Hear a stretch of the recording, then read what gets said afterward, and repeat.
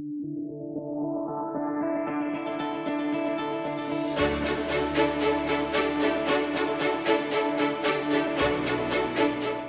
I'm Paul Santaniello. Welcome to the Upside, the show where we talk about all the good things that are going on in the town of Long Meadow and in our surrounding community.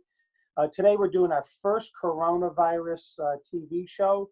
We're doing it on Zoom, so this is my first time being on Zoom, and I've entered a whole new age here of being a techno geek now, I guess.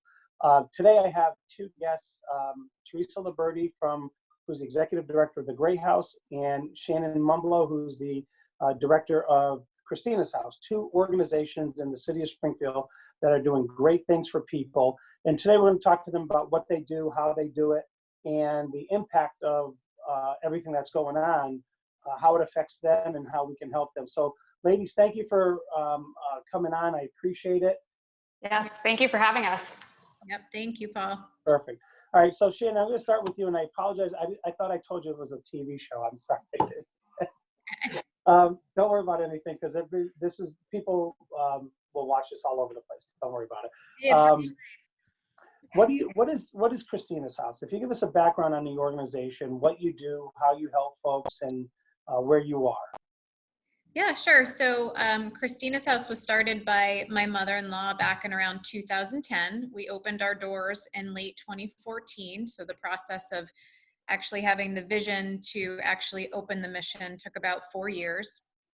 It is an 18 to 24 month faith-based educational and transitional home for women and their children who are homeless or near homeless. The goal of the program is to help these families transition from homelessness or near homelessness and into stable and permanent living environments after they've navigated the program. And then we continue to work with them after they've graduated to ensure their continued success in the community. Okay, and where's Christina's House located? So we actually, excitingly, have 2 locations now. We started at 38 Madison Avenue in Springfield, which is a historic home. And then we recently, on April 6th, were able to purchase a second location, which will double our capacity, which is on Union Street in Springfield. And we are currently doing what we need to do to get that up to code and make all the necessary updates that need to get done. And we hope to open in about August of this year. Awesome. And Teresa, why don't you tell us a little bit about the Gray House and what your mission is and where you guys are? Sure. So we are located in the north end of Springfield, and our mission is focused on meeting the immediate and transitional needs of our neighbors living in poverty throughout the greater Springfield community. And we do that through 3 main programs. We have an adult education program, which is primarily focused on migrants and refugees, teaching them basic English language skills and helping them with their English conversation skills so that they can transition out of poverty. Our Kids Club after school and summer program, and our food assistance program, which provides groceries. And you talked about serving not just in Springfield, people from outside the area, but where are you located? The north end of Springfield. Okay, so I'm going to stick with you for just 1 second. How has the coronavirus, with all the new regulations and suggestions and guidelines coming down from the state and the federal government, how's that affected your daily operations? Well, like everyone else, it has affected us immensely. When it all started coming together, we had our biggest fundraiser of the year. Our annual spaghetti supper was supposed to be at the end of March. And so we kind of made the decision early on that maybe this won't work out. And so rather than canceling the event completely, we decided to host it virtually. And by the time the date of that event came around, by that point, everything was shut down. And so we were glad we made that decision. And we still wound up raising over $17,000 from that fundraiser, which usually nets us about $20,000. So really close to our budgeted numbers, which I was happy about the community coming together and supporting us during that time. As far as our programs, we did have to close down the physical building for our Kids Club and our adult education programs. That actually gave us a really good opportunity for expanding our food assistance program, which is an essential service, and we've been able to remain open. We haven't had any lapse in service. So immediately we came up with the idea to do a curbside food assistance program. And so normally people would come into our building and fill out paperwork and get their food. We transitioned that to being completely outside and contactless. So people will drive up, receive their food, we'll take down some basic information, but nothing like what we normally collect. And they'll be on their way. So it's, we've seen consistently a 69% increase from our normal numbers giving out food. And at the beginning, we did that with no extra money, no extra food, which was a challenge, but we did it. And the food, we're a member of the Food Bank of Western Mass, and we also receive food from Love and Spoonfuls and Rachel's Table. So those sources have been immensely helpful in helping us to continue serving people and giving them all of the food that they need. We've also since then started doing Zoom meetings with our kids for Kids Club, which has been awesome. So at first, we were finding out that a lot of parents didn't have the resources that they needed, but we knew that they were all getting the computers through Springfield Public Schools. And so we decided to access that technology. And from talking to the parents, they said they don't want our normal help with tutoring and homework help because the kids are already getting so much educational time, and what they really need from us is just socialization. These kids are not getting any interaction with other kids. A lot of them live in apartment buildings where they're not even allowed to leave their apartment and get any outdoor time. And if they don't have siblings, they are not getting any interaction with kids. So just to see their faces light up as they see their friends from Kids Club has been huge emotionally, because the mental health on everyone has been really difficult during this time, but especially for kids. I can't imagine going through that. And also getting in touch with our adult education students and seeing what their needs are during this time, and getting prepared to do blended learning so that even once things return to whatever our new normal is, we probably will still have some online component where people who wouldn't normally be able to physically come into the building can also access our sources. So the silver lining of all of this is that, you know, we've adapted and used technology so much quicker than we probably would have otherwise. Right. Yeah. That sounds great. And Shannon, how's this impacted Christina's house, everything that is going on right now? Yeah, so we have over 40 plus volunteers a month who come in and help us with our educational programming. And so we've gone from over 40 volunteers to one who consistently comes in and on Monday, Wednesday, and Friday for several hours. And she helps the children in our home with all of their homework and scheduling, assisting the parents with any issues that they have in terms of parenting, juggling all the things that they need to juggle, because 3 out of the 4 moms that are in the house right now are still working. One is a frontline worker in an emergency room, another in a community health clinic. So, you know, from the very beginning, making sure that we're following the CDC and government guidelines regarding COVID, making sure our cleaning processes. We're blessed that the house is big enough. Everyone has their own bathroom, which is nice. But making sure that we had the PPE supplies and everything that everyone needed so that they can still be able to work, but also maintain the overall safety of the house in general. We have a staff of 2 people, so I've been working on my end as executive director on making sure that our fundraisers have been rescheduled, very much like you, Teresa. You know, over 60% of our funds come from fundraising. And so that's kind of been, you know, detrimental to the program in terms of not being able to do things, but kind of working with our committees to come up with alternative solutions. So Giving Tuesday was one of them. Able to raise an additional $5,000 through that. And then looking at other emergency grant funding and ways that we can continue to bring in needed funds for the program, especially now having a second location that we need to get up and running, which is crucial to maintaining the sustainability of the program. And then our program manager has been running the day-to-day operations. We're very limited on the donations that we will take right now because of what's been going on, and we rely heavily on that as well. But part of our work has been making sure that the families who have transitioned out of our program are safe and healthy and meeting their needs if there are needs that they have. As we do get food and other donations, we're working with other programs to get them to the street missions that are helping the homeless people who are directly on the street to deliver what they need as well.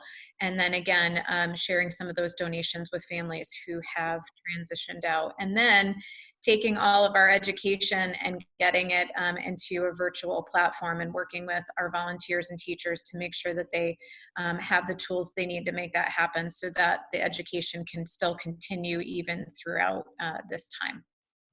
Okay. And typically, how many people do you serve on a daily, weekly basis? And with one volunteer right now? So the house right now has 6 children and 4 moms. We have the capacity for up to 15 people in our current home, and the same will be on Union Street. We have not been able to onboard any new families because our resources are so slim. We want to make sure that the families we currently have are getting what they need. And again, just kind of preparing what the governor is going to be rolling out with hopefully on Monday, and just taking it one step at a time based on the suggestions that they are giving us. Yeah.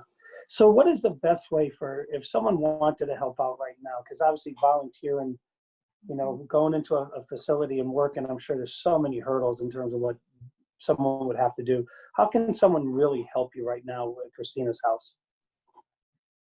So, we've gotten creative. I think if people would like to help once in the coming weeks, we're currently doing lead abatement in our current house. So once that's done, we'll have painting opportunities, and the house is unoccupied. So it's a safe place where we can get people kind of plugged in, keep our social distancing, and put that room and say, hey, you can help us paint. We need supplies. It's a large, over 7,000 foot home that, we need sheets, towels. As we take in new families, we really do give them a new start. So everything we buy for them is brand new. So anything like that, furniture, dressers, twin size beds, we cannot take mattresses, but frames are helpful. So as people might have a need to want to volunteer to help get the house ready, or maybe donate some in-kind supplies or monetary gifts to help us buy what we need, is a great way. Like the United Way of Pioneer Valley is sending two volunteers over to help us just outside get our garden bed ready. And then we also have some outside opportunities at the new home in terms of mulching and helping with outdoor things. So we can get creative. People can still get involved. They just need to reach out to us. Okay, very good.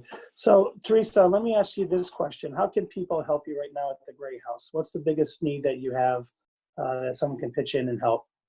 The biggest need right now, as far as donations, obviously monetary donations are always extremely helpful, but we need cleaning supplies, disinfectant supplies that we just can't get our hands on. We have plenty of gloves and masks, but the Clorox and Lysol wipes and spray, we have some funding to use towards that, but I can't find anywhere to buy it. So, if anybody has any sources on that, I know everyone is looking for it, but that will really be our biggest barrier to reopening and getting our staff back in the building. And if it does come out that we can have our summer program and get the kids back, we'll need to make sure that we have a steady supply of that. Otherwise, we won't be able to reopen. Okay, so let me ask you both. I'm going to start with you again, Teresa, since you're on the screen. Is how many people are utilizing the Gray House over the course of a year, say? So we serve over 5,000 unique individuals every year. And a lot of those people are coming to us for multiple services or coming throughout the year multiple times, especially through our food assistance program. In the past, since March 19th, which is when we started this curbside no contact food distribution, we have served over 6,000 individuals. And that is, there are duplicate numbers in there, but for the most part, a lot of those people are new. Some have never come to receive food assistance at all before. So the increase has been huge. Wow. Okay. And Shannon, what about Christina's house? How many folks that you're seeing through the course of a week, a month, a year? Yeah, so I mean, I'd say combined with our families that have transitioned out, it's about 50. But again, the reach is hundreds to thousands, because we also partner with Head Start, and they have a large migrant family population in terms of the donations and people we're serving with them. And then, you know, beyond that, it's even more than that, you know, people who maybe we can't take into the program, but we're offering them support or resources that we can. So, but like I said, living in the house right now, we have 10, and we anticipate about 30 by September. Okay. And what's the best way for someone to reach out to Christina's house if they want to get involved in some way, shape, or form, whether it's donations or time or money? So social media is always a great platform, Instagram and Facebook, Christina's House. And then just visiting our website, christinashouse.org with a CH. And you can also email us info@christinashouse.org as well. And we will get back to you as soon as we can. Okay, great. And Teresa, how does someone get in touch with the Gray House if they want to help out? Through our website, grayhouse.org, we've been keeping that up to date with all of our volunteer opportunities, and there is a link to donate online, or through Facebook is another great resource that we keep up to date. Okay. And folks, before we go, I want to say to both of you, thank you very much for what you do, because all the headlines, you know, it's kind of neat to see people dancing on Facebook or Instagram or whatever, right? But everything you see is very negative in the sense of death and despair, and there's good stories out there, and I don't want to seem totally negative. But what you guys do, what you two women are doing is absolutely fantastic for the community. It's an area where we normally don't see things, because to me it's under the radar, so to speak. You don't see it on the news every day.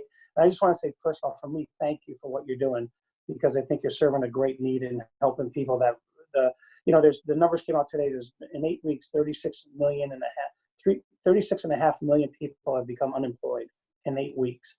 So, and I always tell my kids that, you know, what's affected is not just people outside of our area, but it's people in your own backyard. And you guys are taking care of folks in our own backyard, and I think that's fantastic. So I just want to say thank you to both for that. Thank To you. both of you for that, yeah. And so, folks, before we wrap up the show, first I want to thank you for both coming on. And I know this was, maybe I didn't tell you it was a TV show, but I want to, and I'm going to have you guys on again as we get back into normalcy at some point. But I want to thank you both for coming on. And if you're watching this or seeing it on YouTube or Facebook, wherever you see it, if you have any inkling to help out, whether it's cleaning supplies, or you want to go paint a room at Christina's house, or you just want to donate some money, these are two worthwhile programs, and please reach out to the Gray House or Christina's House. And I want to thank you all for watching and putting up with some, whether there's difficulties or not on here, technically speaking, putting up for some of the audio or whatever. But thanks for watching the Upside. And again, Shannon and Teresa, thank you again so much for coming on the show. I appreciate it. Thank you. All right, we'll see you on the next show of the Upside, folks. Have a great day.